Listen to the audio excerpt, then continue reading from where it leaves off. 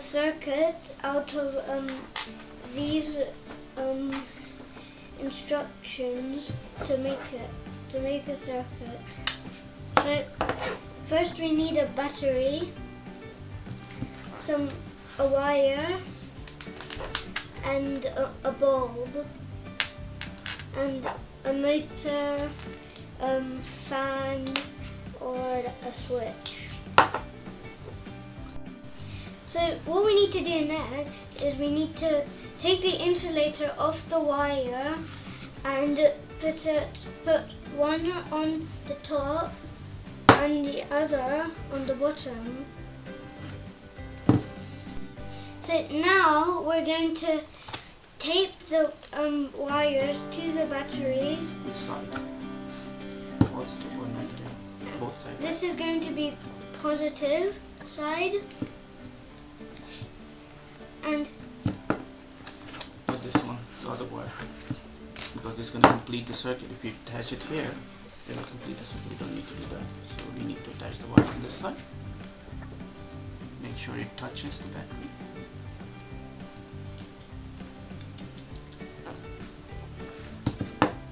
We've got the motor, and we've cut a cardboard piece out to make a little fan, and now we're going to connect it to the wires. So what I've done now, I've put another cardboard rectangle on the top to actually make it look like a fan. So now we're going to try it out. So now I'm going to twist the wire around this.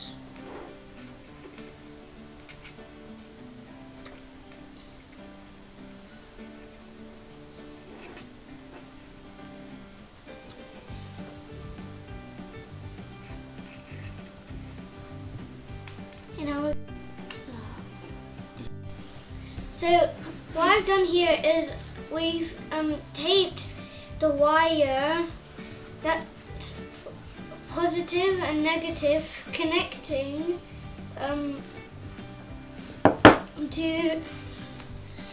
to the motor, and now we're going to connect it and see if it works or not. And it does. And that is a circuit.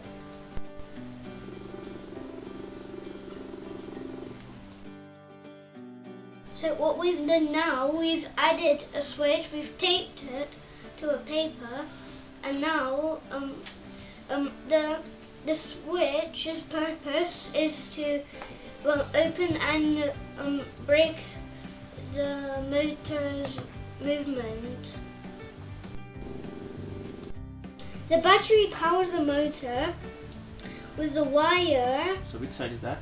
This is the positive side, and the wire is connecting to the switch, which turns the motor on and off. So if you press it and let go, it turns off. When you let go, it turns off, but when you hold it, it keeps going. And here is a motor, which is with the fan, that also powers the fan to move. Then it goes down to the wires, and the wires connect to the negative side and the positive side of the battery, and it keeps going around in circles like. So the energy can flow. Yeah. It's like a circle.